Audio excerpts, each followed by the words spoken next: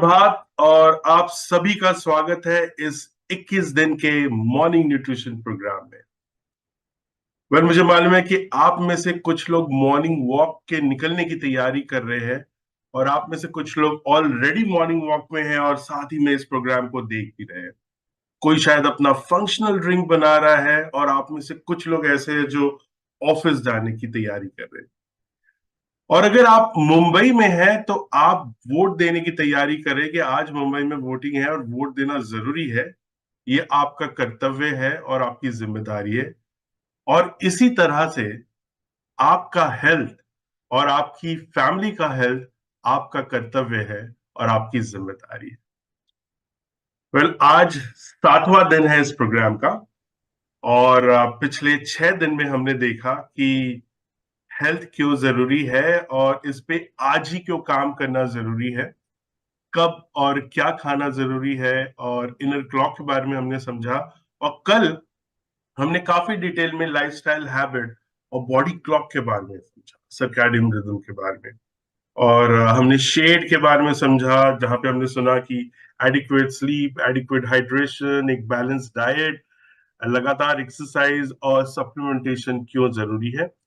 और हमने ये भी समझा कि जैसे रोशनी और अंधेरे की प्रभाव हमारे बॉडी क्लॉक पे बहुत इंपॉर्टेंट होती है और उसी तरह से physical activity, sleep, food, stress, screen time और लेट नाइट स्नैकिंग का भी बहुत प्रभाव होता है हमारे बॉडी क्लॉक पे।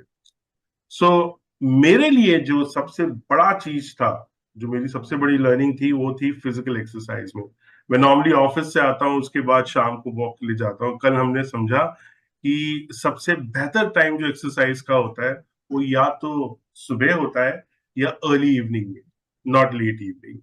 सो that was my take away. और अगर आपका जो टॉप मोस्ट टेक अवे था कल का, मैं चाहता हूं कि आप कमेंट बॉक्स में डालिए कि कल आपका सबसे बड़ा टेक अवे क्या था। So that was what we had yesterday, जो हमने सीखा। बिना समय व्यर्थ करते हुए आज टॉपिक इंट्रोड्यूस करने के लिए मंच पे बुलाना चाहूंगा डॉक्टर श्याम रामकृष्ण को। डॉक्टर राम श्यामकृष्ण जो डायरेक्टर है इनोवेशन एंड साइंस के, और वो हेड करते हैं इंडिया और साउथ एशिया मार्केट को। उन्होंने पीएचडी किया है university of Texas medical branch से और post doctoral fellowship from Harvard medical schools. So doctor Shyam, over to you. Good morning everyone and happy Monday सबको मेरी तरफ से। तो थैंक यू अरिजीत।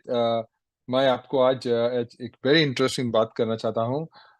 सो ये एक इंसाइट है जो हमारे मील्स का टाइमिंग कैसे हमारे हेल्थ को इम्पैक्ट करता है, स्पेसिफिकली जहाँ हमारे भूख हो और हमारे फैट स्टोरेज के रिलेशनशिप में। क्योंकि बहुत सारे स्टडीज दिखाया है कि मील टाइमिंग कितने इम्पोर्टेंट है, लेकिन ये एक यूनिक स्टडी है, एक अनोखा स्टडी है जहां इन्होंने फाइंड किया ये क्यों इतना इम्पोर्टेंट है। ये टाइमिंग ऑफ द मील्स, हमारे जब समय में खाते हैं उसका इम्पोर्टेंस क्या है। तो ये इंफॉर्मेशन ब्रिगम एंड विमेन हॉस्पिटल, जो हार्वर्ड के एसोसिएटेड हॉस्पिटल है बॉस्टन में, उनके रिसर्चर्स के एक स्टडी थे। तो ये एक बढ़िया जर्नल में पब्लिश भी हुआ था, उनका नाम है सेल मेटाबॉलिज्म, अभी 2 साल पहले। तो इसमें से हमें कुछ एक्शनेबल स्टेप्स प्रोवाइड करती है जो हम अपनी वेलबींग इंप्रूव करने के लिए बहुत फायदेमंद होगा। तो सबसे पहले चलिए उनका क्या है, उनका फाइंडिंग्स। उनका फाइंडिंग्स बहुत इंपॉर्टेंट है क्योंकि इस स्टडी ने ये इन्वेस्टिगेट किया कि लेट दिन में खाना लेट दिन में खाने खाने का हमारा बॉडीज पर क्या असर होता है। तो पार्टिसिपेंट्स ने, उन्होंने बहुत सारे पार्टिसिपेंट्स को ले लिया क्लिनिकल स्टडी में, और उन्होंने के इस पार्टिसिपेंट्स जो मील्स को दिन में अप्रोक्सीमेटली करीब करीब करीबन 4 घंटे लेट स्केड्यूल करते हैं। सोच लिया, ये जो पार्टिसिपेंट्स ने 4 घंटे लेट स्केड्यूल करते हैं, उन्हें भूख और भूख और उनके खाने का इतना इच्छा बहुत सारी इंक्रीज होती है। क्यों? क्योंकि उनके हार्मोन्स चेंज होते हैं। जो लेट खाने वाले हैं उनका हार्मोन्स बढ़ जाते हैं। क्या हार्मोन्स? उनका लेप्टिन लेवल।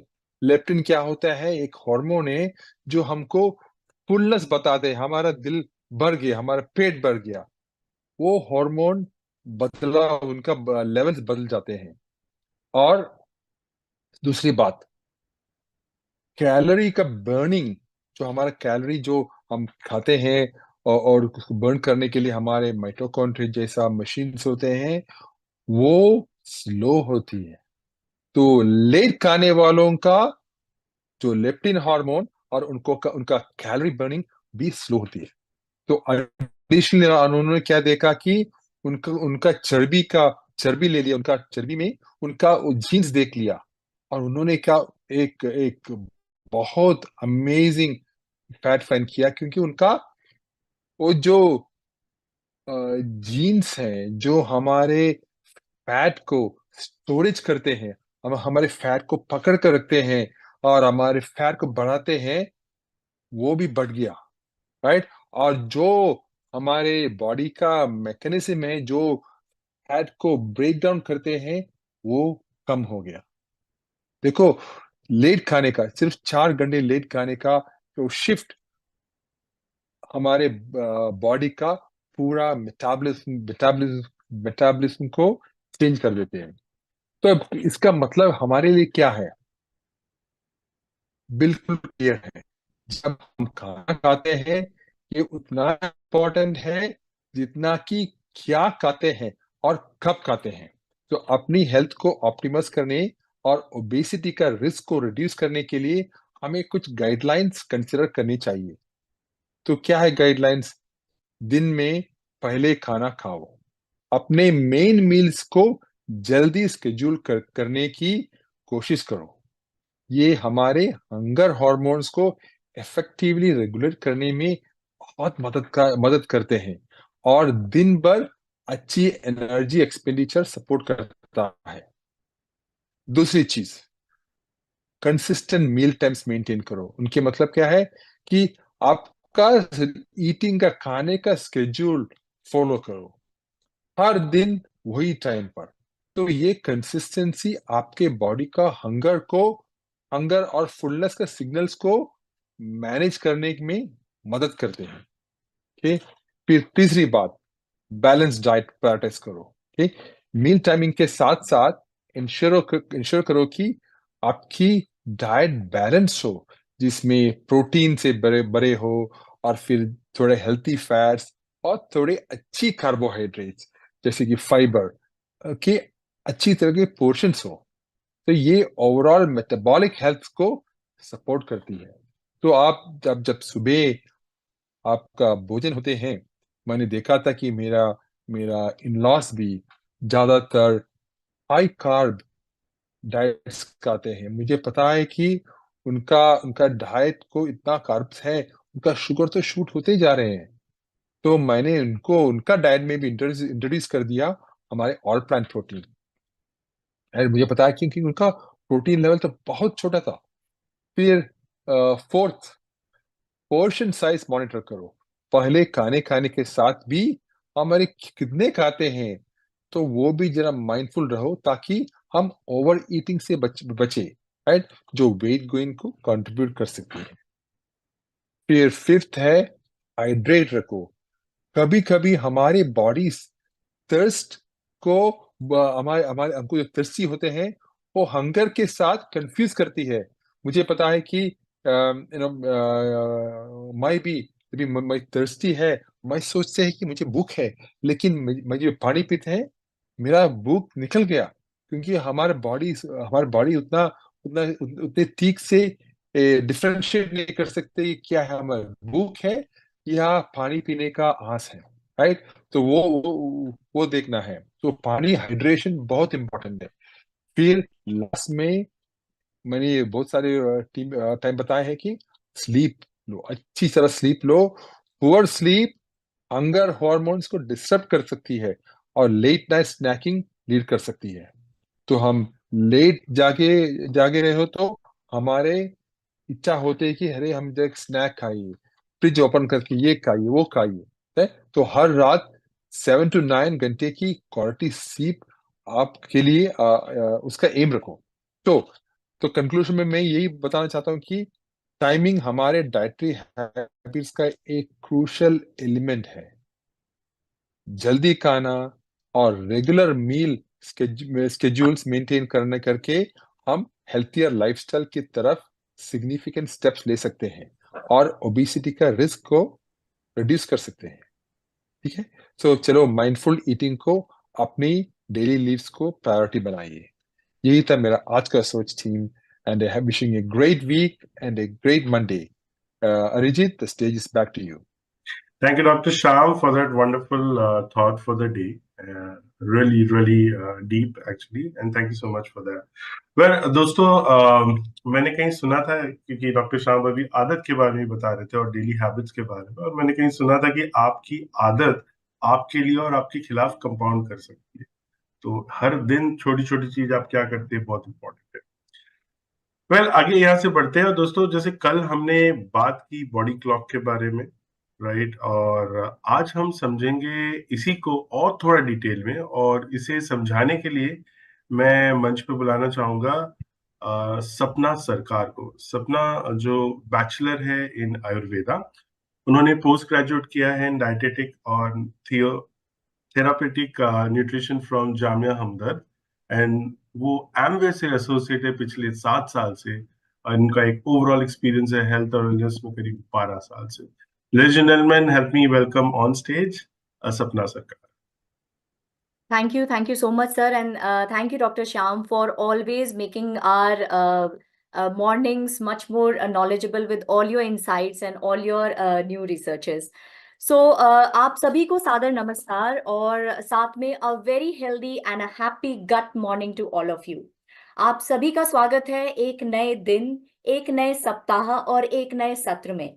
और उम्मीद है आपका वीकेंड बहुत अच्छा बीता हो, आप लोगों ने ज्यादा चीटिंग नहीं की हो, क्योंकि अभी हम लोग इस मॉर्निंग न्यूट्रिशन के जो सफर में हम बातें कर रहे हैं, उसको आप लोगों को सिर्फ सुनना ही नहीं है, उसको समझना भी है और उसको अपने जीवन का हिस्सा बनाना भी है, राइट।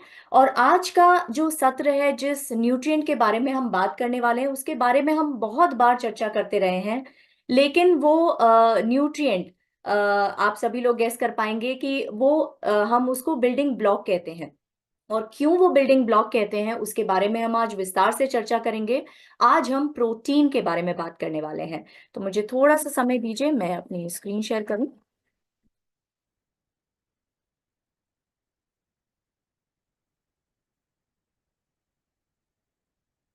तो मुझे बताइएगा अगर मेरी स्क्रीन विजिबल है तो। एक minute, just give me a moment.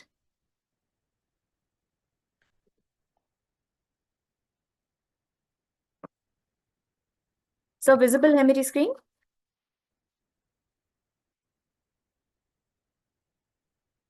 I think visible है। Yes, visible. यस। ठीक है, तो अभी तक आप लोगों ने जितने भी सत्र सुने हैं, समझे हैं, उसमें हम निरंतर एक बात करते आ रहे हैं, वो है बायोलॉजिकल क्लॉक। या हम उसको एक और चीज से भी कनेक्ट कर रहे हैं कि वो हमारा एक मेन स्विच है। यानी हम कंटिन्यूअसली अपने बायोलॉजिकल क्लॉक को एक मेन स्विच से जो है हमेशा कनेक्ट करते आ रहे हैं, क्योंकि कहीं ना कहीं हमारे जितने भी सारे सिस्टम हैं, वो उस मेन स्विच और वो उस मेन बायोलॉजिकल क्लॉक से कनेक्टेड है। जैसे कि कल भी हमने ये बात की कि कैसे हमारी जो लाइफस्टाइल हैबिट्स हैं, उसका जो है हमारे बायोलॉजिकल क्लॉक पे कितना सकारात्मक या कितना नकारात्मक प्रभाव पड़ सकता है। और उसी में ही एक पॉइंट था फूड का। और जब भी हम भोजन या पोषण की बात करते हैं, तो उसमें उसका एक बहुत ही इंपॉर्टेंट भाग है प्रोटीन, जो एक बहुत ही इंपॉर्टेंट न्यूट्रिएंट है, जिसके बारे में आज हम चर्चा करने वाले हैं। क्योंकि प्रोटीन अपने आप में पूरा एक विषय है, राइट। जब हम जो है प्रोटीन की बात करते हैं, तो हम कहीं कहीं ना कहीं कई बार चर्चा करते हैं, बट हर बार जब भी हम चर्चा करते हैं तो उसके बारे में कुछ ना कुछ 1 से 2 पॉइंट हमें एक्स्ट्रा समझ में आ ही जाते हैं या नए सुनने को मिल जाते हैं।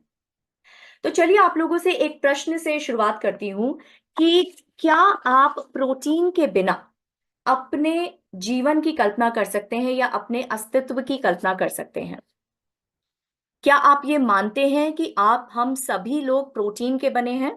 इसका जवाब मैं देख पा रही हूँ चैट में।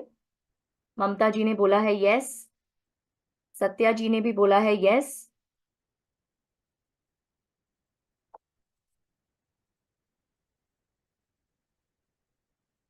कोई ब्लॉक आ रहा है क्या? Just minute. ओके, ठीक है। तो आप सभी लोग सही हैं कि हाँ, हम प्रोटीन के ही बने हुए हैं।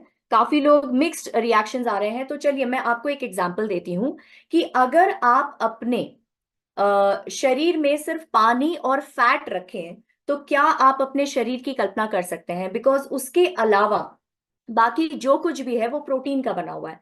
हर सेल आपकी प्रोटीन की बनी हुई है, आपके मसल्स प्रोटीन के बने हुए हैं, आपकी स्किन प्रोटीन की बनी हुई है, आपकी हड्डियां प्रोटीन की बनी हुई है, आपका ब्लड प्रोटीन का बना हुआ है। तो ये तो अब तय हो गया है कि प्रोटीन के बिना इस शरीर की और एक अच्छे स्वास्थ्य की कल्पना भी करना मुश्किल है, और इसीलिए हम प्रोटीन को बिल्डिंग ब्लॉक भी कहते हैं। इस प्रोटीन को 1838 में स्वीडिश केमिस्ट ने जो है ये टर्म दिया था, जो है ग्रीक वर्ड प्रोटियोस से डिराइव्ड है, और प्रोटियोस का मतलब ही है प्राइमरी या फिर इन द फर्स्ट प्लेस। यानी अगर हम सारे न्यूट्रिएंट्स की बात करें तो कहीं ना कहीं हमें प्रोटीन को सबसे पहले रखना पड़ेगा, क्योंकि उसके बिना हम अपने अस्तित्व की कल्पना भी नहीं कर सकते। तो चलिए अब कुछ फैक्ट्स एंड फिगर्स की बात कर लेते हैं।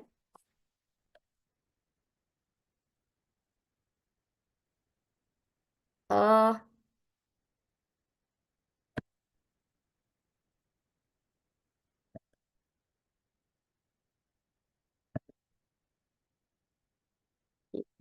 Just give me a moment. Sir मेरी स्क्रीन विजिबल है ना? आगे Yeah, your screen is visible. Just give me a moment, मैं दोबारा से एक बार शेयर कर लेती हूँ क्योंकि ये स्क्रीन आगे मूव नहीं हो रही है। Just give me a moment, sorry for the inconvenience.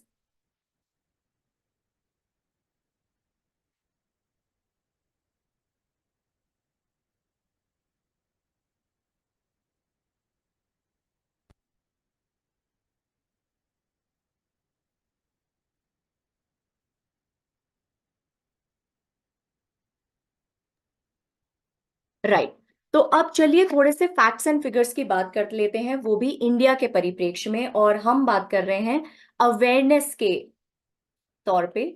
और अगर आप देखेंगे कि यहाँ पे जो है इंडिया के बारे में अगर हम बात कर रहे हैं तो कहीं ना कहीं जो है 10 में से 8 लोगों का जो है जो फूड है वो प्रोटीन डेफिशिएंट है, और 10 में से 9 लोगों को तो उनकी रिक्वायरमेंट पता ही नहीं है, क्योंकि जब तक उनको रिक्वायरमेंट ही पता नहीं होगी तब तक वो उसके ऊपर एक्शन भी नहीं ले पाएंगे। तो अभी आगे आने वाली कुछ स्लाइड्स सिर्फ फैक्ट्स एंड फिगर्स के ऊपर है, ताकि आप ये समझ सकें कि कितनी अवेयरनेस, अगर हम अपने कंट्री की बात करें तो प्रोटीन के बारे में कितने सारे मिथ्स और कितनी सारी जो है अवेयरनेस की कमी है। ठीक है, तो चलिए हम नेक्स्ट स्लाइड पे जाते हैं।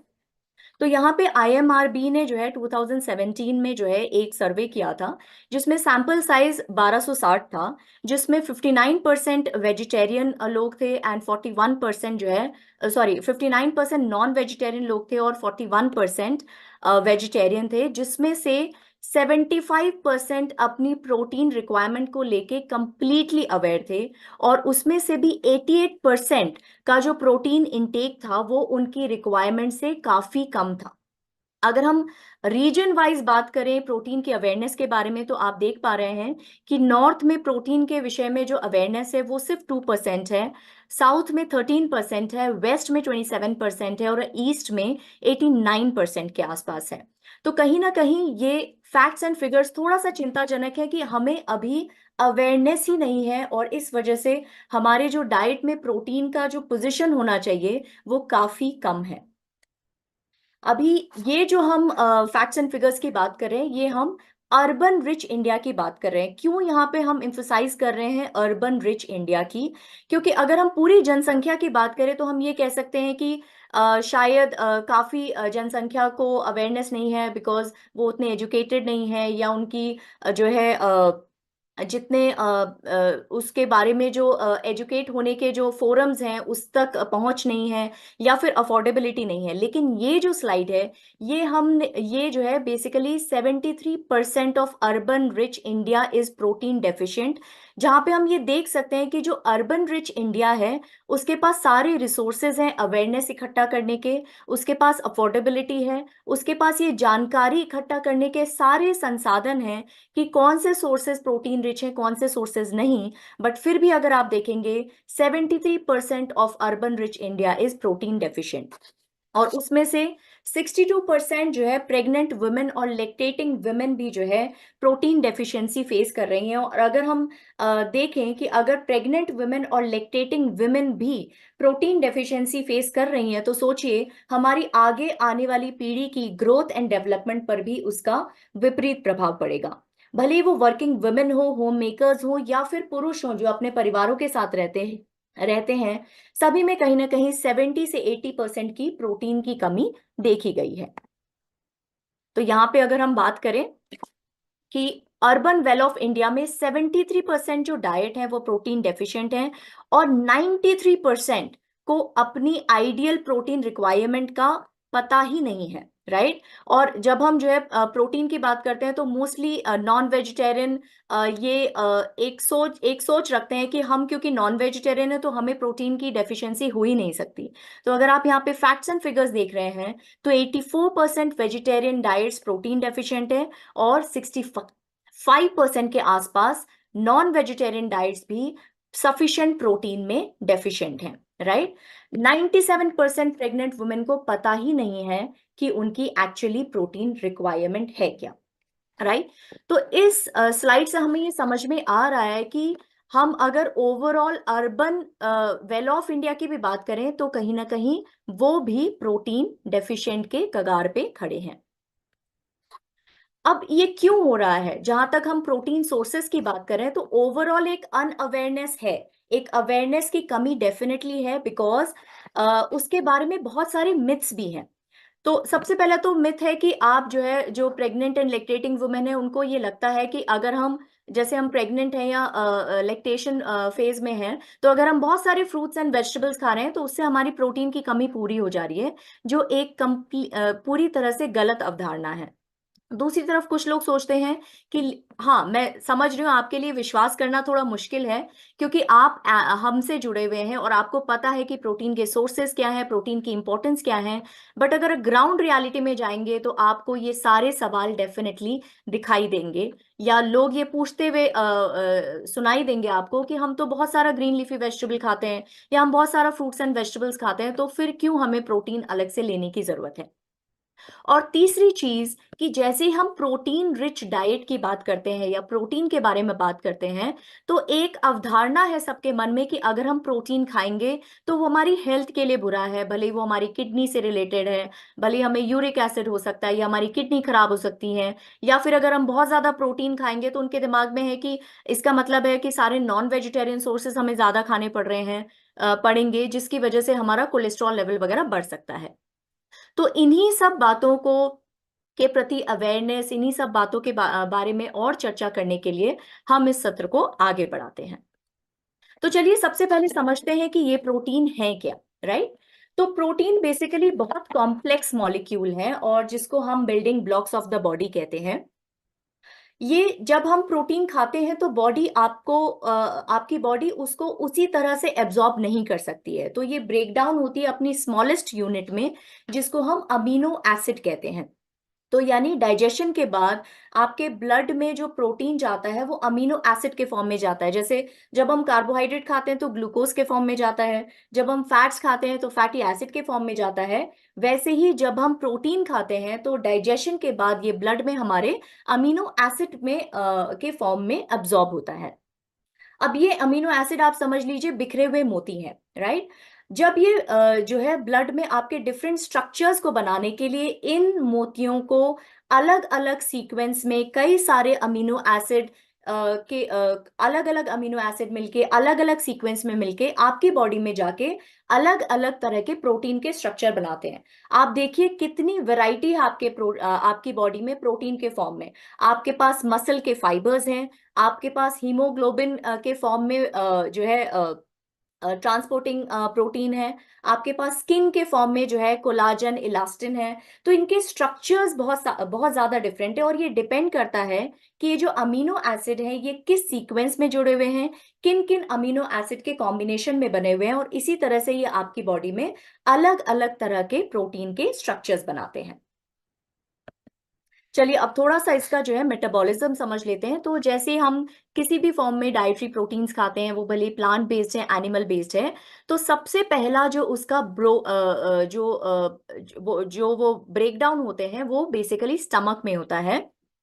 स्टमक में आपको पता है कि एक बहुत ही स्ट्रॉन्ग एसिड मिलता है HCl हाइड्रोक्लोरिक एसिड, और एक स्पेसिफिक एंजाइम होता है पेप्सिन। इनफैक्ट ये पेप्सिन भी एक पेप्टाइड एंजाइम ही है, प्रोटीन का ही बना हुआ एंजाइम है जो प्रोटीन को ही ब्रेक डाउन में हेल्प करता है।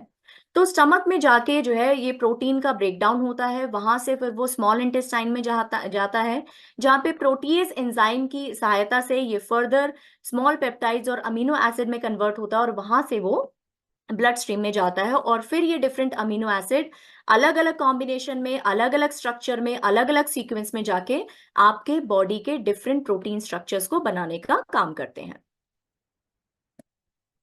अब जब हम अमीनो प्रोटीन्स की बात करते हैं तो प्रोटीन का स्मॉलेस्ट यूनिट क्या है? Amino acid. यानी ओवरऑल जितने भी प्रोटीन्स बने होते हैं वो अमीनो एसिड के बने हुए होते हैं। और इसको अगर हम दो कैटेगरीज में डिवाइड करें तो दो कैटेगरीज इसकी कौन सी हैं? एक तो essential amino acid and non essential amino acid.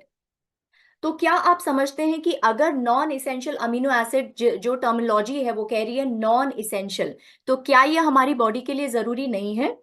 Yes या नो?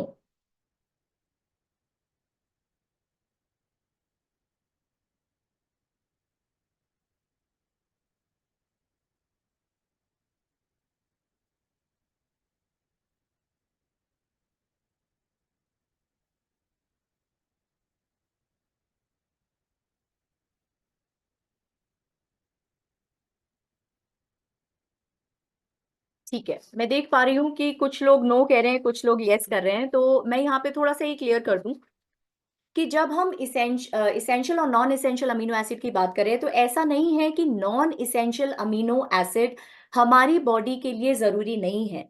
लेकिन थिंक स्क्रीन पे कुछ ब्लैक आ रहा है, I am trying to remove it. हाँ, आई थिंक चला गया, राइट? ओके। तो जहां तक हम जो है इसेंशियल और नॉन इसेंशियल अमीनो एसिड की बात करें तो नॉन इसेंशियल अमीनो एसिड भी बहुत जरूरी है। इनफैक्ट इसमें से कई सारे जो अमीनो एसिड हैं वो कई बार कंडीशनल इसेंशियल अमीनो एसिड भी बन जाते हैं। जैसे न्यूबॉर्न होते हैं, प्रेगनेंसी होती है, लैक्टेशन होते हैं, बहुत ज्यादा जो स्पेसिफिक कंडीशंस होती हैं उसमें कई सारे non essential amino acid essential amino acid का भी काम करते हैं।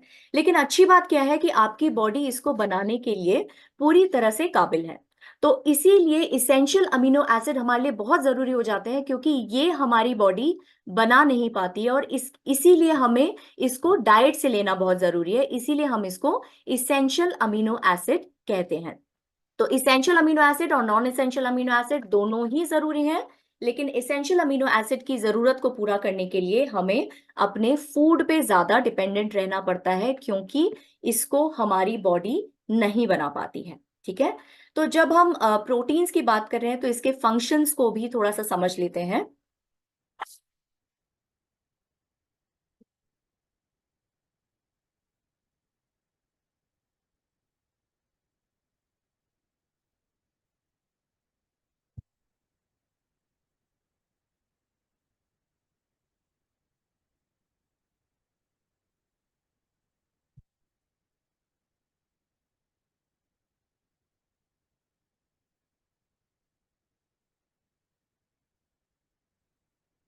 मैं बार बार मिस कर जा रही हूँ, एक मिनट, सॉरी फॉर दिस।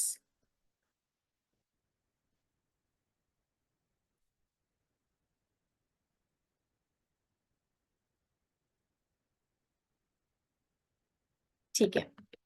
तो फंक्शंस की जब हम बात करते हैं तो सबसे पहले तो हमें पता है कि हमारी जो मसल्स हैं उसका जो है खाना क्या है, प्रोटीन है, राइट। तो हमें ये पता है कि 80% ऑफ जो मसल्स है वो प्रोटीन का ही बना हुआ है। और ये आपके जो है मसल्स के ग्रोथ, रिपेयर और मेंटेनेंस के लिए प्रोटीन की आवश्यकता निरंतर बनी रहती है। अगर हम इम्यूनिटी की बात करें तो जो आपके आंसुओं में जो लाइसोजाइम पाया जाता है, जो इन्फ्लेमेटरी कंपाउंड है साइटोकाइन, या फिर जो एंटीबॉडीज हैं, उस सब के बनने के लिए प्रोटीन की बहुत ज्यादा जरूरत है। और अगर आप में आपके शरीर में प्रोटीन की कमी है तो ऑटोमेटिकली ये जितने भी बैरियर्स हैं जो हमारे इम्यून सिस्टम को और स्ट्रेंथन करते हैं वो बनने में मुश्किल होगी। उसी तरह से अगर आप एक नॉर्मल डाइजेस्टिव सिस्टम को सस्टेन करना चाहते हैं तो उसमें हमें सबसे ज्यादा क्या जरूरी होती है, डाइजेस्टिव एंजाइम्स। और जितने भी आपके डाइजेस्टिव एंजाइम्स हैं वो भी कहीं ना कहीं प्रोटीन के बने हैं, जैसे प्रोटीएज हो गया, पेप्सिन हो गया, ये सारे जो है protein based enzyme, digestive enzymes ही हैं। उसके अलावा आपकी बॉडी में जितने ज्यादा जो है न्यूट्रिएंट्स को, इसेंशियल न्यूट्रिएंट्स को जो है ट्रांसपोर्टेशन का काम आपके ब्लड के थ्रू होता है। और ब्लड में जो हीमोग्लोबिन है जो बेसिकली ऑक्सीजन ट्रांसफर का काम करता है, हीम जो पार्ट है वो है आयरन, और ग्लोबिन जो पार्ट है वो है प्रोटीन, राइट। तो जो है अगर आपको जो है हीमोग्लोबिन अपने ब्लड में प्रॉपर बनाए रखना है तो आपको न केवल आयरन की जरूरत है बट उसके साथ साथ आपको प्रोटीन की भी जरूरत है। उसके अलावा जब हम डीएनए रेगुलेशन की बात करते हैं तो हमारे डीएनए में जो जेनेटिक कोड्स हैं उसके एक्सप्रेशन के लिए भी जो है आपको प्रोटीन की जरूरत है। उसके अलावा ब्रेकिंग डाउन ऑफ फूड, यानी आपका जब फूड आपके डाइजेस्टिव सिस्टम में जाता है तो उसको ब्रेक डाउन करने के लिए जितने भी एंजाइम्स हैं वो आपके प्रोटीन के बने हुए हैं। आपका जो है कोई भी बॉडी टिश्यू को रिपेयर करना है, हीलिंग करना है, उसके लिए जैसे आपने देखा होगा कि कोई बर्न का केस होता है या कहीं पे चोट लगती है तो डॉक्टर बोलते हैं कि अपना प्रोटीन का रिक्वायरमेंट आपको बढ़ाना चाहिए। उसके अलावा जितने भी जो है केमिकल मैसेंजर्स हैं जिनको हम हॉर्मोन्स कहते हैं, जिसके बिना अगेन हमारी बॉडी में कोई भी फंक्शन प्रॉपरली नहीं हो पाएगा, वो भी उसका बेस भी जो है प्रोटीन का ही बना हुआ है। उसके अलावा जितने भी हमारे फील गुड हॉर्मोन्स हैं, जो न्यूरोट्रांसमीटर्स हैं, उसको बनाने के लिए भी हमें प्रोटीन की जरूरत होती है। और हम ये जानते हैं कि प्रोटीन एक एनर्जी का भी सोर्स है। पर ग्राम हमें 4 किलो कैलोरी जो है एनर्जी मिलती है प्रोटीन से। और इसके अलावा अगर आपको हेल्दी स्किन, हेयर, नेल्स को मेंटेन करना है तो उसके जो प्रोटीन है जैसे कैरेटिन हो गया, कोलाजन हो गया, इलास्टिन हो गया, ये सब भी प्रोटीन के बने हुए हैं। तो अगर आप यहाँ पे देख पा रहे हैं कि अगर आप अपनी बॉडी की कोई भी संरचना आप देख रहे हैं तो उसमें कहीं ना कहीं प्रोटीन का छोटा या बड़ा रोल कहीं ना कहीं डेफिनेटली है। अब बात करते हैं कि जो है प्रोटीन की जरूरत, यानी हमें हमारी जो है प्रोटीन की क्या रिक्वायरमेंट, हमें कितने अमाउंट में प्रोटीन चाहिए, उसकी रिक्वायरमेंट कुछ फैक्टर्स पे डिपेंड करती है। सबसे पहले तो आपके इंडिविजुअल बेसिस पे, यानी जो है आपकी फिजियोलॉजिकल रिक्वायरमेंट क्या है, यानी कुछ पॉइंट्स हैं जैसे आपका जेंडर। तो आपने देखा होगा बाय डिफॉल्ट जो है प्रोटीन की रिक्वायरमेंट पुरुषों में ज्यादा देखी जाती है, क्योंकि उनका बाय डिफॉल्ट उनका जो स्ट्रक्चर होता है वो ज्यादा मस्कुलर होता है कंपेयर टू फीमेल्स।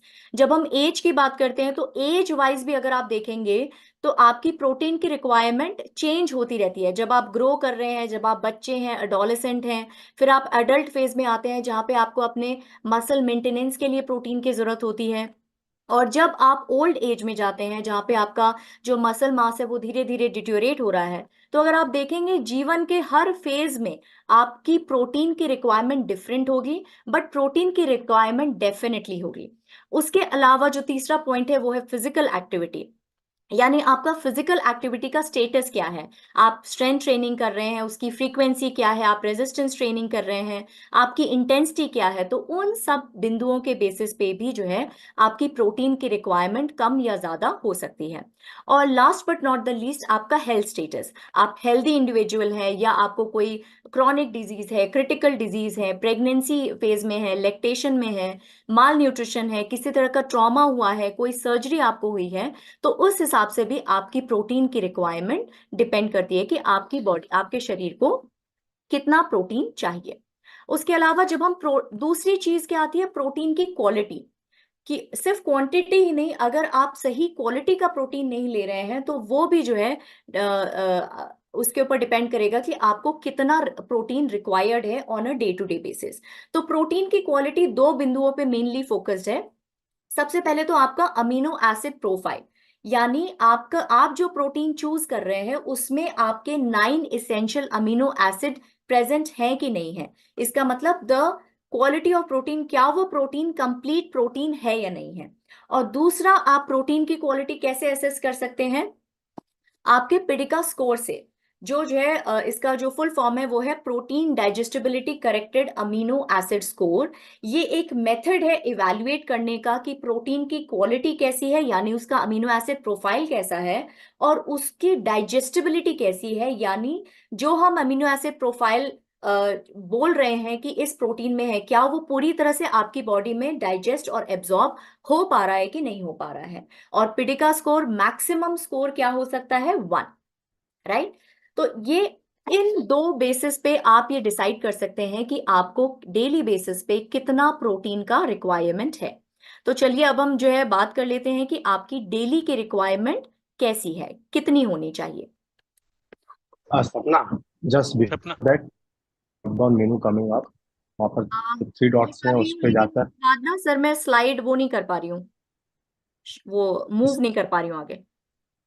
आप स्केप करके बाहर हो जाइए जरा। YouTube में काफी कमेंट्स आ रहे हैं, चलिए स्केप ओके कर दिएगा, एक बार ट्राई करिए।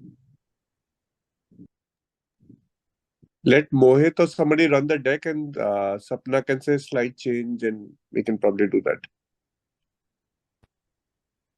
मैं एक बार और ट्राई करती हूँ।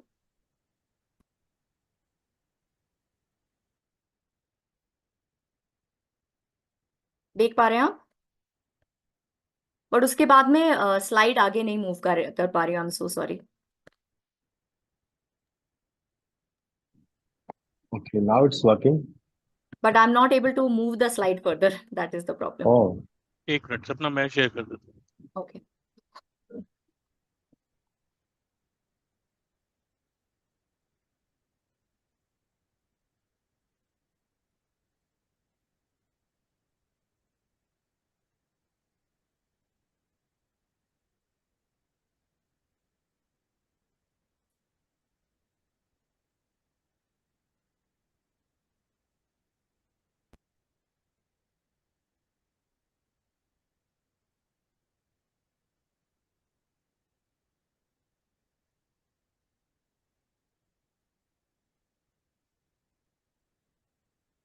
चलिए, तो अब जो है हमने ये समझ लिया कि किन दो बिंदुओं के आधार पर आप ये डिसाइड करेंगे कि आपकी बॉडी की डेली रिक्वायरमेंट क्या है। And as per the regulatory authorities अगर हम देखेंगे तो नेक्स्ट स्लाइड में हम समझ पाएंगे कि आपकी डेली रिक्वायरमेंट कितना होना चाहिए। Next slide please.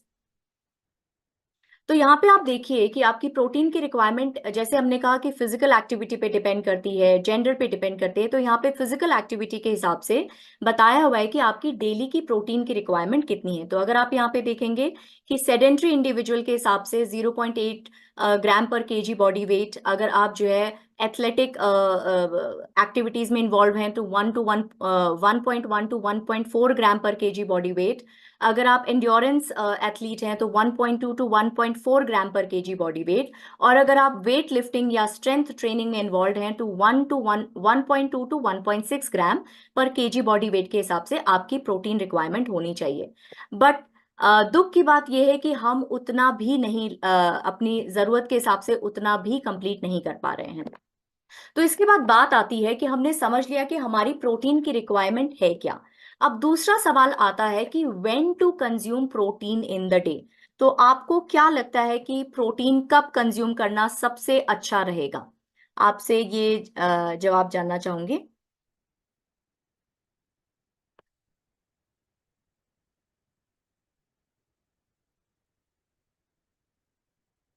ठीक है, तो यस, आई थिंक हम सभी लोग अब मॉर्निंग न्यूट्रिशन के तहत ये समझने लगे हैं कि अगर हम मैक्सिमम अपना न्यूट्रिशन मॉर्निंग में लेंगे तो हमारा जो है प्रोटीन का जो टैंक है वो भरा हुआ रहेगा, राइट। तो इस इंपॉर्टेंट न्यूट्रिएंट को अगर हम सुबह की तरफ लेंगे तो हमारा शरीर इसका पूरा पूरा फायदा उठा पाएगा। राइट। तो अगर हमारी मॉर्निंग की न्यूट्रिशन प्रोटीन से भरपूर है तो वो सबसे अच्छा रहेगा, ताकि आप पूरे दिन भर की एनर्जी के लिए, अपने मेटाबॉलिक फंक्शंस के लिए को भली भांति चलाने के लिए पूरी तरह से तैयार रहेंगे। तो क्यों हमें मॉर्निंग में इस इंपॉर्टेंट न्यूट्रिएंट को लेना चाहिए, उसको 4 बिंदुओं के तहत समझते हैं। सबसे पहला है नेगेटिव प्रोटीन बैलेंस। अब ये नेगेटिव प्रोटीन बैलेंस है क्या? तो जब आपके सेल्स का प्रोटीन टैंक खाली हो जाता है, उसको हम कहते हैं नेगेटिव प्रोटीन बैलेंस। ये कब होता है? जब आप रात भर के स्टार्वेशन के बाद, जब आपकी बॉडी ऑलरेडी अपना हीलिंग प्रोसेस कर रही है, अपना जो है मेंटेनेंस कर रही है, अपना ग्रोथ, रिपेयर, इन सारी चीजों में इन्वॉल्व हो रही है।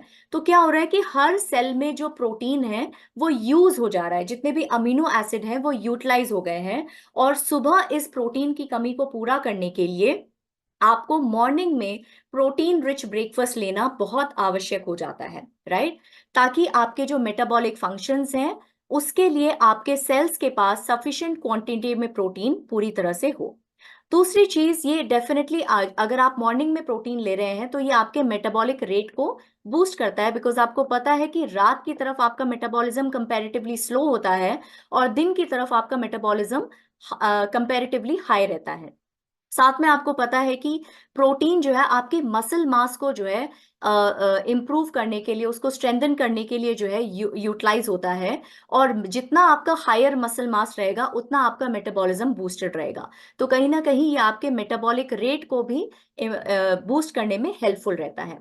तीसरी चीज, ये आपके बॉडी को सस्टेन्ड एनर्जी देता है। सस्टेन्ड एनर्जी यानी क्योंकि प्रोटीन धीरे धीरे बॉडी में डाइजेस्ट होता है, तो ये आपके बॉडी को एनर्जी भी धीरे धीरे देता है। यानी लंबे समय तक आपको, अगर आपने अपना ब्रेकफास्ट प्रोटीन रिच खाया है तो लंबे समय तक आपको ये एनर्जी महसूस होती रहेगी और सडन एनर्जी क्रैश नहीं होगा।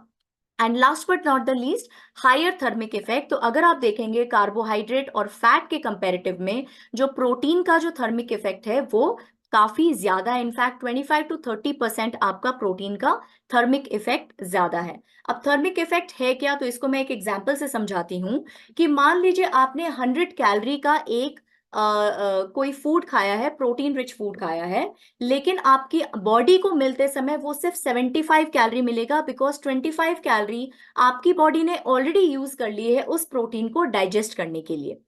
तो ये बेसिकली आपका हायर थर्मिक इफेक्ट है, जहां पे body 25% of the calorie already use कर लेती है उस पर्टिकुलर फूड को डाइजेस्ट करने के लिए, जो कंपैरेटिव टू कार्बोहाइड्रेट जो सिर्फ 5 to 10% उसका थर्मिक इफेक्ट है, और जो फैट है 0 to 3% ही उसका थर्मिक इफेक्ट है, उसके कंपैरेटिव में काफी ज्यादा है। अब समझ लेते हैं कि ये कैसे, अगर आप इसको मॉर्निंग में ले रहे हैं तो ये किस किस तरह से आपकी बॉडी को हेल्प कर रहा है, आपके स्वास्थ्य को मेंटेन करने में हेल्प कर रहा है। तो क्यों हम इसको प्रेफरेबली मॉर्निंग में ले रहे हैं, तो एक ऑब्जर्वेशनल स्टडी हुई थी।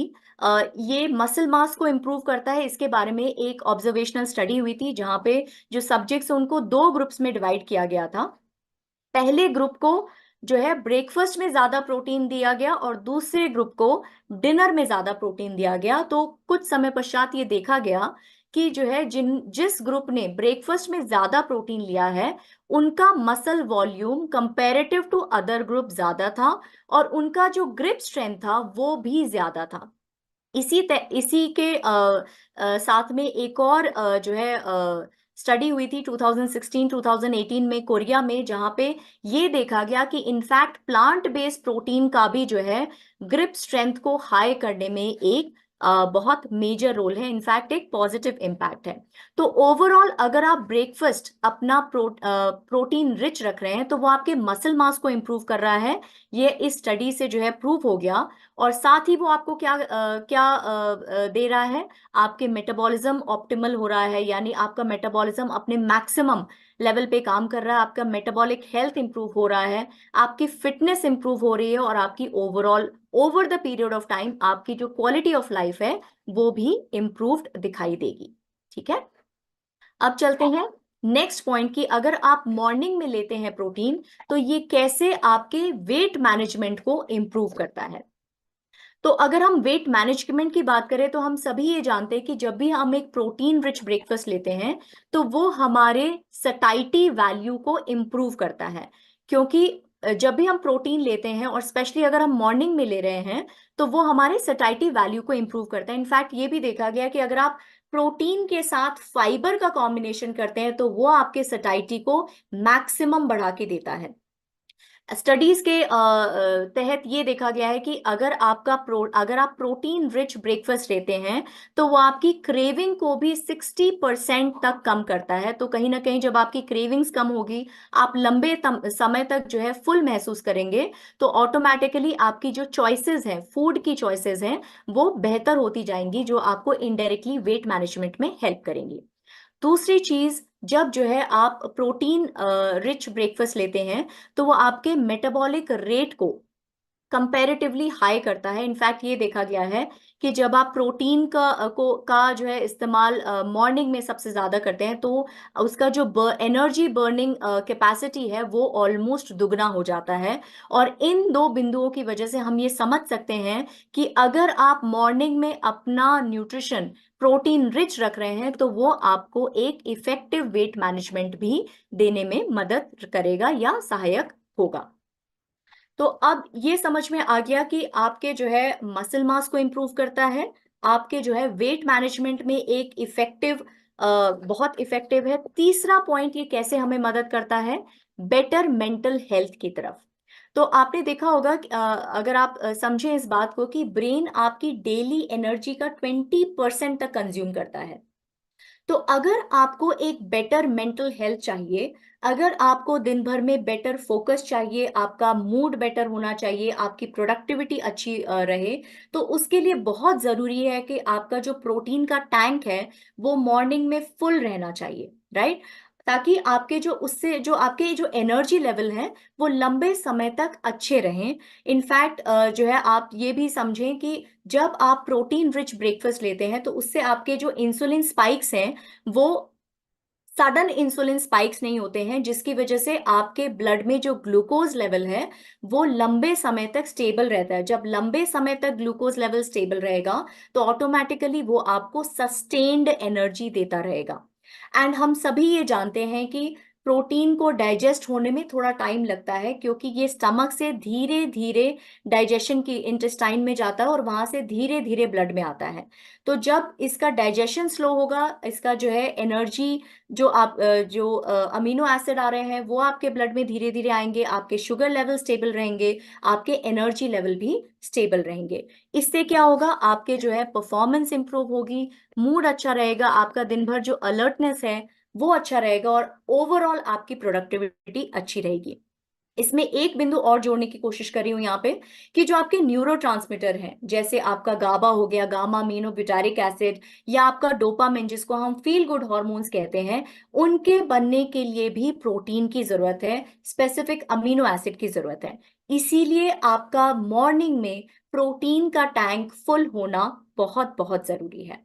तो अब हम ये समझ गए कि आपको मसल मास अगर इंप्रूव करना है, आपको अगर इफेक्टिव वेट मैनेजमेंट चाहिए, और अगर आपको बेटर मेंटल हेल्थ चाहिए, तो मॉर्निंग में प्रोटीन का कंज्यूम करना बहुत सहायक रहेगा।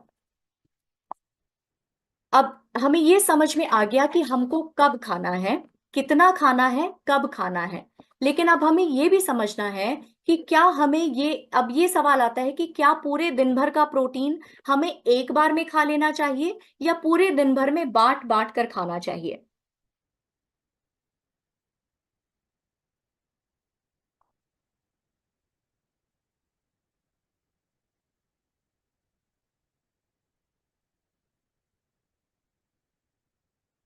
तो यहाँ पे मैं जवाब देना चाहूंगी कि पूरे दिन भर में अगर आप डिवाइड करके खाएंगे तो वो जो है ज्यादा बेहतर रहेगा, बिकॉज फिर आपके पूरे दिन भर के जो मेटाबॉलिक फंक्शंस हैं उसके लिए आपके पास प्रोटीन भरपूर मात्रा में रहेगा।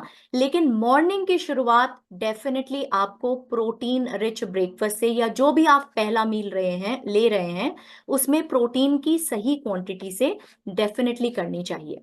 क्योंकि अगर आप हमारे इंडियन डाइट को देखें तो कॉमन प्रैक्टिस क्या है कि जो प्रोटीन का कंजम्पशन है वो ब्रेकफास्ट में लोएस्ट है और डिनर में हाईएस्ट है। यानी वो आप किसी भी रीजन की बात कर लें, आप नॉर्थ ले लें, ईस्ट ले लें, वेस्ट ले लें, साउथ ले लें, आप जितने भी ब्रेकफास्ट देंगे देखेंगे उसका जो बेस है वो मेनली कार्बोहाइड्रेट है, उसमें प्रोटीन की कमी हमेशा रहती है। तो अब क्योंकि अब हम ये समझ चुके हैं कि प्रोटीन क्यों इंपॉर्टेंट है और मॉर्निंग में लेना क्यों इंपॉर्टेंट है, मैं ये उम्मीद करूंगी कि आप सभी लोग कॉन्शियसली अपने मॉर्निंग न्यूट्रिशन में प्रोटीन को ऐड करने का एक जो है प्रयास जरूर करेंगे। क्योंकि क्लिनिकल स्टडी के हिसाब से आपने ये देख लिया है कि अगर हम जो है प्रोटीन रिच ब्रेकफास्ट करते हैं वर्सेस पुअर प्रोटीन, तो अगर हम जैसे अभी हमने जो देखा था कि अगर हमारा ब्रेकफास्ट प्रोटीन रिच है या जो है अगर हमारा ब्रेकफास्ट पुअर जिसमें प्रोटीन की मात्रा कम है, तो उस हिसाब से अगर देखा जाए उसका रिजल्ट क्या आया था कि जिन लोगों का ब्रेकफास्ट प्रोटीन रिच है उनका मसल मास इंक्रीज्ड रहता है। तो इसलिए आपके स्वास्थ्य के डिफरेंट एस्पेक्ट्स को जो है पूरा करने के लिए ये जरूरी हो जाता है कि आप अपने ब्रेकफास्ट में प्रोटीन की मात्रा को बनाए रखें और बढ़ाए रखें। चलिए अब नेक्स्ट स्लाइड में हम ये समझेंगे कि अगर हम प्रोटीन ले रहे हैं तो प्रोटीन को लेने की हमारी प्रॉपर स्ट्रैटेजी क्या होनी चाहिए। यानी अगर हम अपनी मॉर्निंग को प्रोटीन रिच बनाना चाहते हैं या ओवरऑल न्यूट्रिशन को हम प्रोटीन रिच बनाना चाहते हैं, तो उसके लिए हमें किन बिंदुओं का ध्यान रखना पड़ेगा ताकि हमारा जो शरीर है वो उसका सही और अधिकतम इस्तेमाल कर सकें। तो कौन से ऐसे वो 4 बिंदु हैं जो हमने अभी डिस्कस किए। सबसे पहले तो ये समझिए कि आपकी एक्टिविटी के हिसाब से आपका जो डेली प्रोटीन इनटेक है वो कितना है। उसके बाद ये देखिए कि आप जो प्रोटीन चूज कर रहे हैं उसकी क्वालिटी क्या है, यानी उसका अमीनो एसिड प्रोफाइल क्या है, क्या वो कंप्लीट प्रोटीन है कि नहीं है। तो जनरली अगर हम प्रोटीन क्वालिटी की बात करते हैं तो उसको हम अगेन 2 तरह से डिवाइड करते हैं, complete protein and incomplete protein. तो मोस्टली जितने भी जो है एनिमल बेस्ड प्रोटीन होते हैं वो कंप्लीट प्रोटीन की कैटेगरी में आते हैं क्योंकि उसमें सारे के सारे 9 इसेंशियल अमीनो एसिड मिलते हैं। लेकिन जब हम इनकम्प्लीट प्रोटीन की बात करते हैं तो सोया के अलावा मोस्टली जितने भी प्लांट बेस्ड प्रोटीन है वो इनकम्प्लीट प्रोटीन है क्योंकि उसमें 1 से 2 अमीनो एसिड की कमी हमेशा रहती है। तो अगर हम उसमें और इसीलिए जो है अगर हम प्लांट बेस्ड प्रोटीन है तो आपने देखा होगा कि हम हमेशा से जैसे राजमा चावल खाते हैं या दाल चावल खाते हैं ताकि वो एक कंप्लीट प्रोटीन बन जाए। जो तीसरा बिंदु है जिस पे हमें ध्यान देना है वो है प्रोटीन की टाइमिंग। पहले तो मॉर्निंग में तो प्रोटीन रखना ही रखना है और उसके अलावा भी बाकी जो प्रोटीन का रिक्वायरमेंट है वो पूरे दिन भर में आप डिस्ट्रीब्यूट करके लीजिए रादर देन एक बार में, क्योंकि ये देखा गया है कि आप एक बार में 25 to 30 gram maximum protein easily digest and absorb कर सकते हैं, राइट। तो प्रोटीन की टाइमिंग के साथ साथ प्रोटीन का डिस्ट्रीब्यूशन भी समझना बहुत जरूरी है। चलिए अब नेक्स्ट स्लाइड की तरफ बढ़ते हैं। तो यहाँ पे हमने कुछ प्रोटीन के सोर्सेज जो है दिखाए हुए हैं। तो यहाँ पे आप देखिए प्लांट बेस्ड प्रोटीन भी है, एनिमल बेस्ड प्रोटीन भी है। लेकिन जब हम देख रहे हैं तो एनिमल बेस्ड प्रोटीन बहुत कम है, इनफैक्ट प्लांट बेस्ड प्रोटीन बहुत ज्यादा है। लेकिन फिर भी हमारे ब्रेकफास्ट में प्रोटीन की कमी हमेशा साफ झलकती है, भले ही वो कोई सा भी रीजन हो। तो अगर हम थोड़ी सी क्रिएटिविटी, थोड़ा सा इमेजिन और थोड़ी सी बेसिक तैयारी कर लें तो हमारा मॉर्निंग न्यूट्रिशन भी प्रोटीन से भरपूर हो सकता है। क्योंकि जब हम प्रोटीन रिच ब्रेकफास्ट की बात करते हैं तो हमारे दिमाग में सिर्फ आता है कि या तो हम दूध ऐड कर सकते हैं या तो हम एग ऐड कर सकते हैं, उसके अलावा कोई और ऑप्शन आता ही नहीं है। तो उसी से रिलेटेड आप देखेंगे कि आने वाली स्लाइड में आपको कुछ प्रोटीन रिच ब्रेकफास्ट और plant based protein rich breakfast के एग्जाम्पल्स दिए हुए हैं। Next slide please. तो यहाँ पे आप देखेंगे कि हमने जो है ग्रीन पी से जो है चीला या पैनकेक्स बनाए हुए हैं। सोया उपमा एक अच्छा प्रोटीन रिच ब्रेकफास्ट हो सकता है, या फिर बेसन डोसा या बेसन चीला हो सकता है। अब क्यों मैं यहाँ पे बार बार प्रोटीन, प्लांट बेस्ड प्रोटीन पे ज्यादा जोर दे रही हूँ, इसको आने वाली स्लाइड में हम थोड़ा सा और ज्यादा समझेंगे। चलिए नेक्स्ट स्लाइड की तरफ चलते हैं। तो प्लांट बेस्ड प्रोटीन की इंपॉर्टेंस हमारे स्वास्थ्य पर क्या हो सकती है, इसको समझने से पहले मैं ये पूछना चाहूंगी कि आप में से कितने लोग ब्लू जोन जैसे एक टर्मिनोलॉजी को समझते हैं। क्या आप में से कोई जानते हैं कि ब्लू जोन क्या है?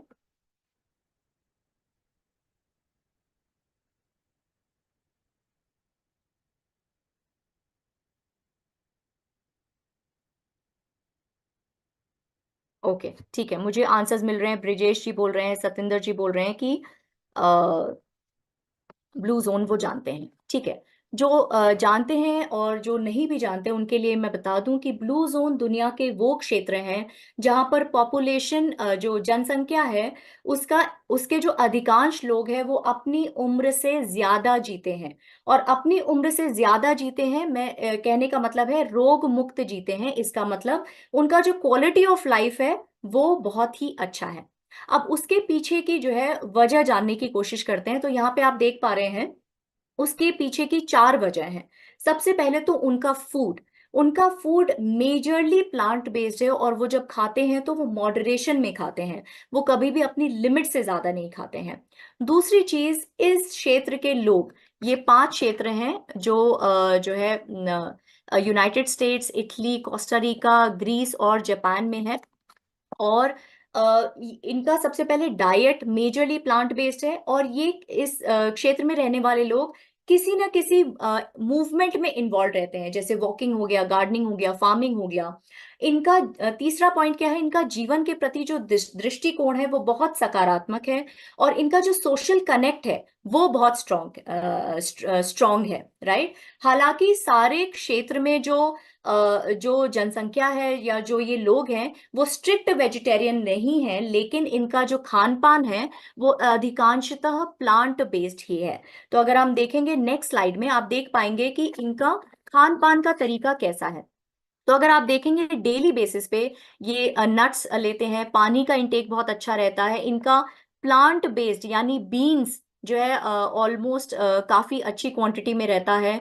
और ये 95 to 100% प्लांट बेस्ड रहते हैं। जैसे मैंने कहा कि सभी लोग स्ट्रिक्ट वेजिटेरियन नहीं है, लेकिन उनका जो नॉन वेजिटेरियन का इंटेक है वो भी कंपैरेटिवली कम है। अगर आप देखेंगे एग्स नॉट मोर देन 3 पर वीक। अगर आप फिश की बात कर रहे हैं तो वो भी जो है वीकली 2 से 3 बार ही लेते हैं। उनका डेयरी का इंटेक जो है वो बहुत कम है, और मीट का इंटेक भी मंथली बेसिस पे बहुत कम है। तो अगर आप देख पा रहे हैं, आप समझ पा रहे हैं कि जब हम प्लांट बेस्ड प्रोटीन की बात कर रहे हैं, और अगर हम थोड़ा सा अपने कॉन्शियसली होके अपने जो है डाइट को प्लांट बेस्ड कर दें, और स्पेशली प्लांट बेस्ड प्रोटीन की तरफ करें, तो हम कहीं ना कहीं अपने छोटे छोटे ब्लू जोन्स क्रिएट कर सकते हैं, और इन्हीं की तरह जो है एक क्वालिटी लाइफ जी सकते हैं, और एक स्वस्थ जीवन जी सकते हैं। अब जैसे मैं कह रही थी कि जो है प्लांट बेस्ड प्रोटीन की जब हम बात करते हैं तो मेनली उसमें सोया प्रोटीन ही एक ऐसा प्रोटीन है जो कंप्लीट प्रोटीन की कैटेगरी में आता है, जिसमें 9 के 9 इसेंशियल अमीनो एसिड मिलते हैं, इसलिए ये कंप्लीट प्रोटीन है।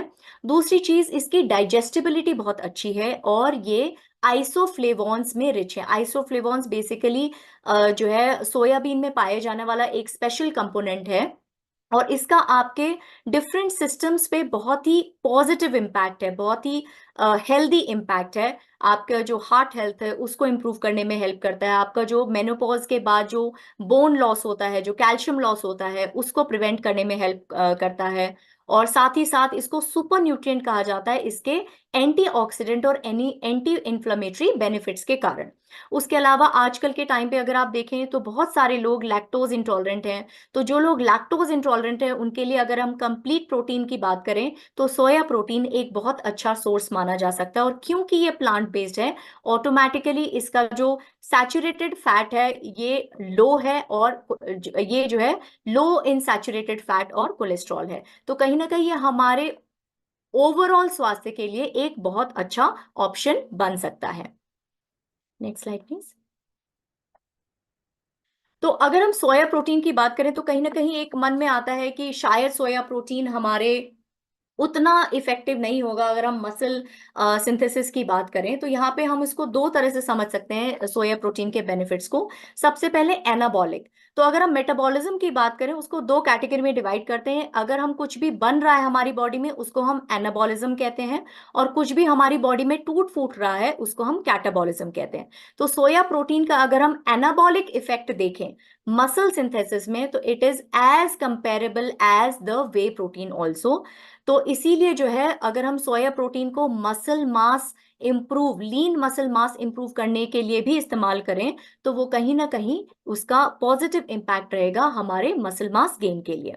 तो यहाँ पे अगर हम सोया प्रोटीन को मसल्स के परिप्रेक्ष्य में अगर देखें तो ये हमारे लीन बॉडी मास को इम्प्रूव करता है, एंड्योरेंस और स्ट्रेंथ को इम्प्रूव करता है, एक्सर्शन को कम करता है, और जो मसल का जो वेयर एंड टेयर है उसको भी कम करने में मदद करता है। अगर हम बियॉन्ड एनाबॉलिक यानी जो हमारे बाकी सिस्टम्स हैं उसके ऊपर इसका अगर पॉजिटिव इम्पैक्ट देखें तो ये हमारे heart health, bone health, weight management और ओवरऑल मेटाबॉलिक हेल्थ को भी इम्प्रूव करने में मददगार है। Next slide please.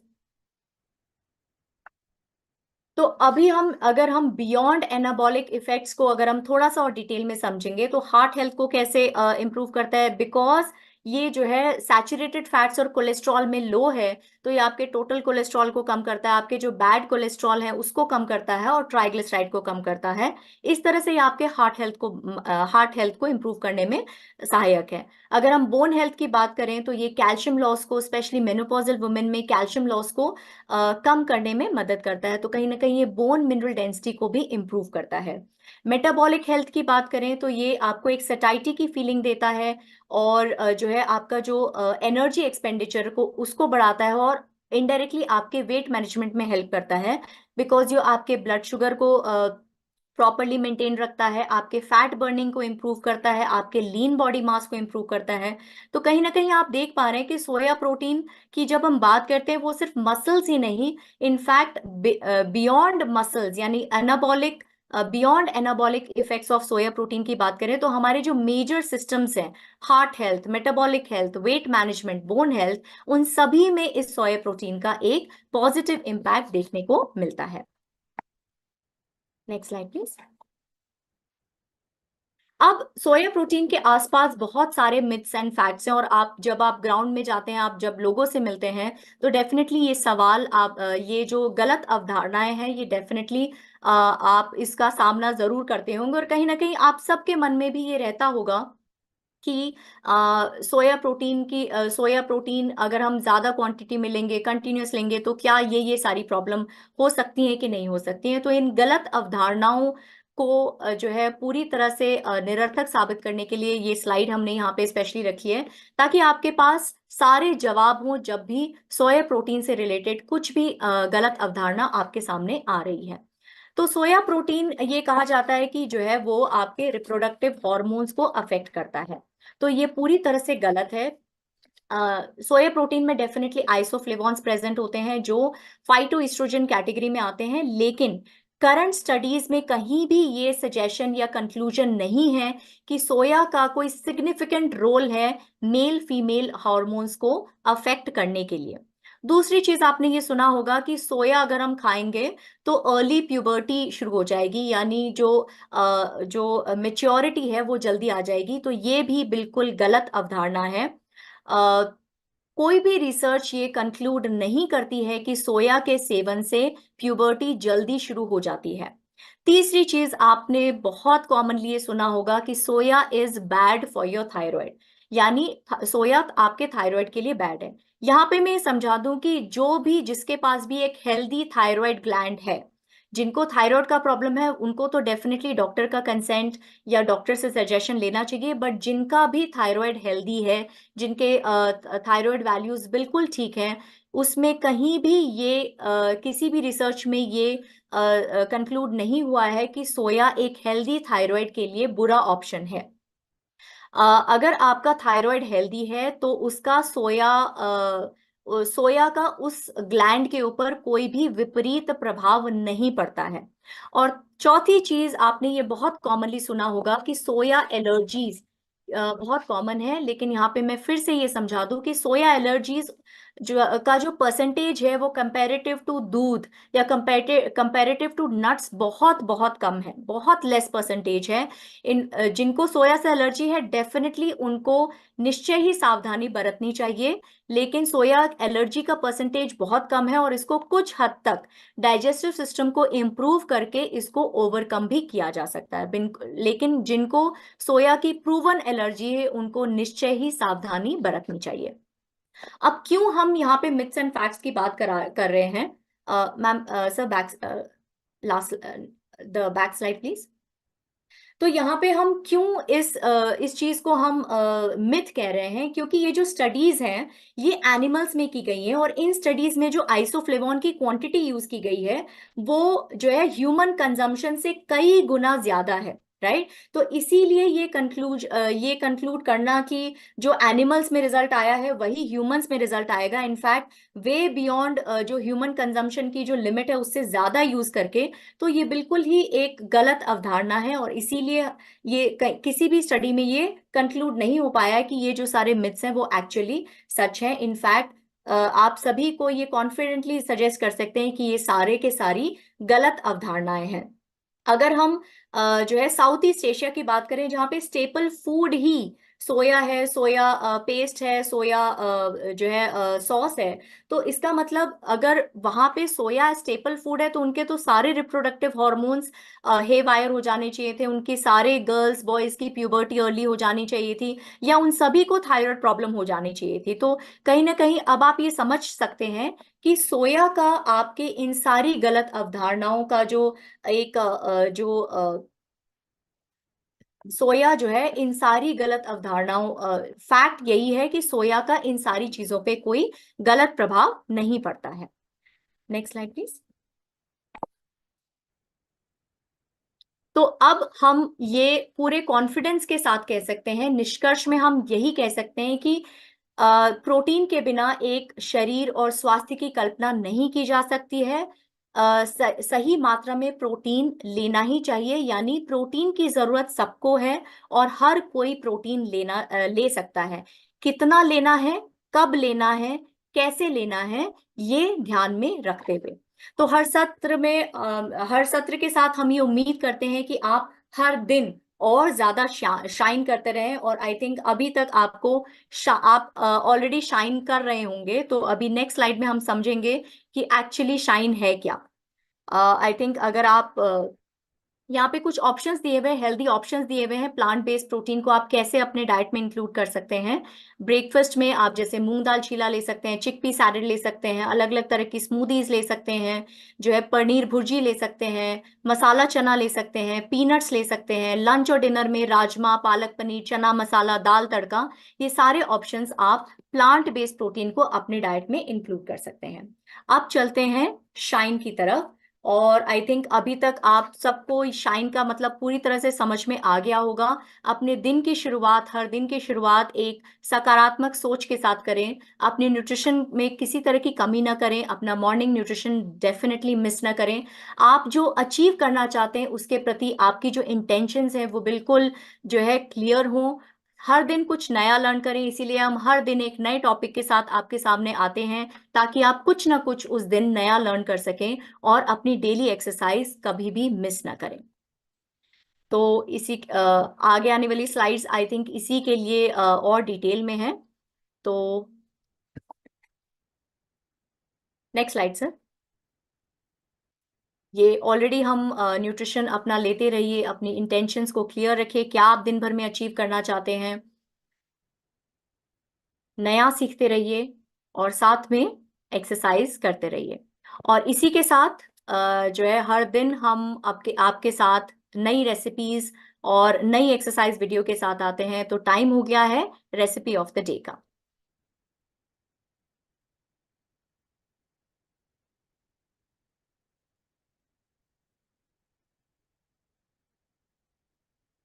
Mohit sir आप करेंगे या मैं करूं? I'll do it. Don't worry.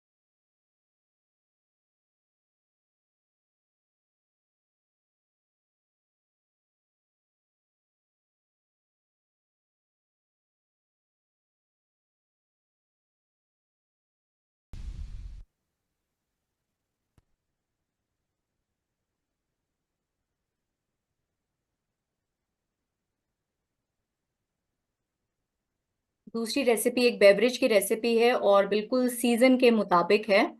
उम्मीद है आप सभी लोग इसको ट्राई जरूर करेंगे।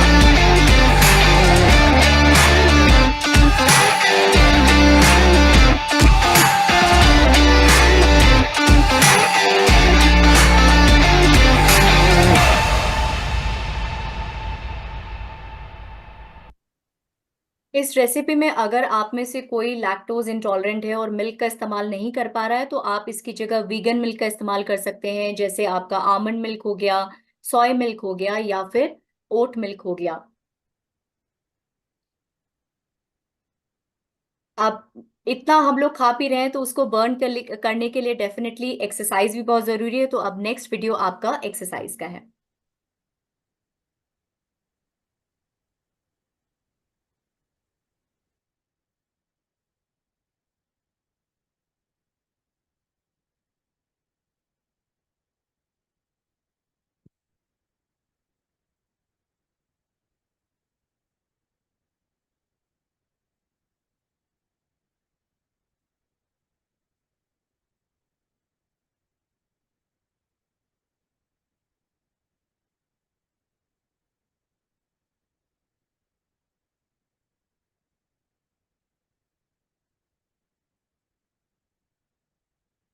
A very happy good morning everyone। आज हम करने वाले हैं कुछ ऐसा वर्कआउट जो हेल्प करेगा आपकी पूरी बॉडी में strength as well as stretch create करने में। हम स्टार्ट करेंगे डाउनवर्ड डॉग से, जिसको हम अधोमुख शवासन भी कहते हैं। और डाउनवर्ड डॉग की मूवमेंट के बाद हम इसमें कुछ वेरिएशंस ऐड करेंगे और उस वेरिएशंस में हम इस मूवमेंट को डाउनवर्ड डॉग से प्लैंक में लेकर जाएंगे, फिर वापस डाउनवर्ड डॉग में और फिर प्लैंक में। ये बहुत ही इफेक्टिव होने वाला है आपकी कोर स्ट्रेंथ के लिए, इनफैक्ट आपकी लोअर बॉडी के स्ट्रेच के लिए भी। अगर आप चेयर्स पे बहुत लंबे टाइम तक बैठते हैं तो आपके ये सारे के सारे मसल्स बहुत स्टिफ हो जाते हैं और उन्हीं मसल्स को रिलैक्स करने के लिए, स्ट्रेच करने के लिए और उनमें वो फ्लेक्सिबिलिटी मेंटेन करने के लिए ये बहुत इफेक्टिव होने वाला है। So let's get started with the movement of downward dog, और इसको हम अधोमुख शवासन भी कहते हैं।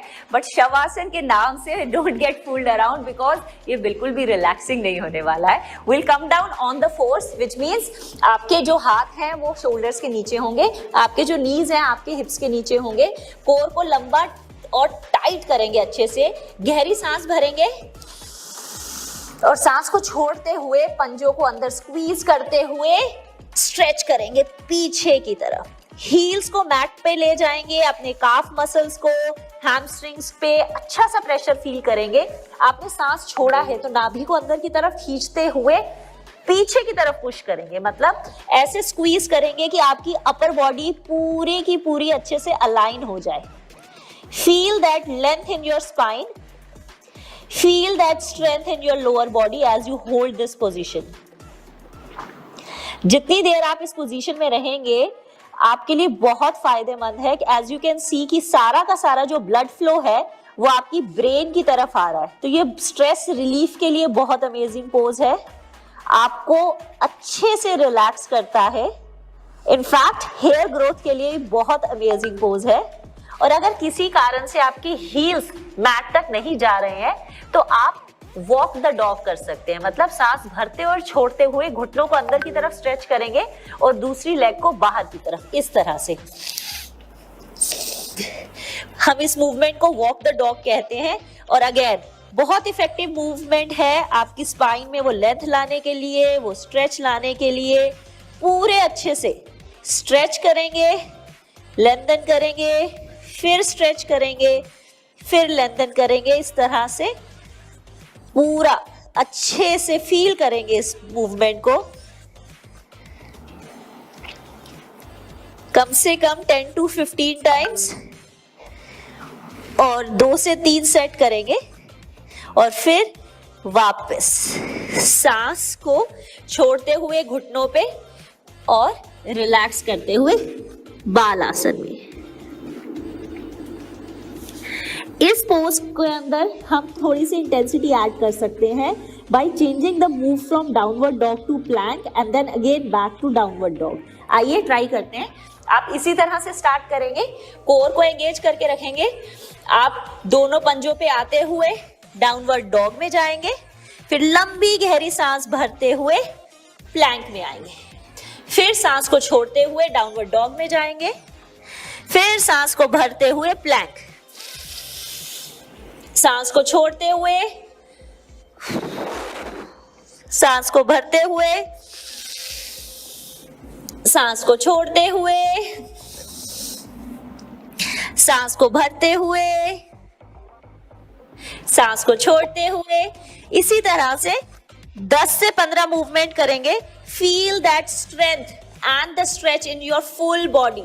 ये बहुत ही अमेजिंग मूव है, बट वो सभी लोग जिनकी रिस्ट में हल्का सा पेन रहता है, आप इसी मूव को अपने एल्बोज पे भी कर सकते हैं। स्ट्रेच करेंगे और फिर वापस प्लैंक में। I hope you all enjoyed practicing this downward dog to plank movement. This is very effective movement और कोशिश करके again आप इसको हर दिन ऐड कर सकते हैं अपने शेड्यूल में। और अगर आप हर दिन नहीं कर पा रहे हैं तो मिनिमम 4 to 5 डेज तो जरूर कीजिएगा and see the change. It actually changes the overall mobility of your body. आपके वो सारे के सारे ज्वाइंट्स के आसपास के मसल्स जो स्टिफ बन जाते हैं ना, वो रिलैक्स हो जाएंगे और आप खुद इस बात को, इस चेंज को फील कर सकते हैं। So keep rocking. चलिए, रेसिपी हो गई, एक्सरसाइज हो गया, और मैं कुछ सवाल देख रही थी कि अगर आपको थायराइड प्रॉब्लम है या यूरिक एसिड की प्रॉब्लम है तो ये बहुत ज़रूरी है कि आप किसी भी प्रोटीन कंजम्पशन से पहले आपको हमेशा डॉक्टर से बात करनी है। डॉक्टर के कंसेंट के साथ ही जो वो येस या नो कहें उसी हिसाब से आपको जो है प्रोटीन का कंजम्पशन करना है। अपने आप कोई डिसीजन नहीं लेना है। प्रेजेंटेशन के दौरान जो भी टेक्निकल ग्लिचेस हुए उसके लिए मैं माफ़ी चाहती हूँ। और इसी के साथ आज का सेशन अंत की तरफ आ रहा है। कल हम फिर मिलेंगे एक नए टॉपिक के साथ। डे 8 में हमारा एक अगेन बहुत ही इंपॉर्टेंट टॉपिक आने वाला है, fats and its role in chrono nutrition. तो कल का जो है सेशन ज़रूर अटेंड करें। तब तक राइज करते रहिए, शाइन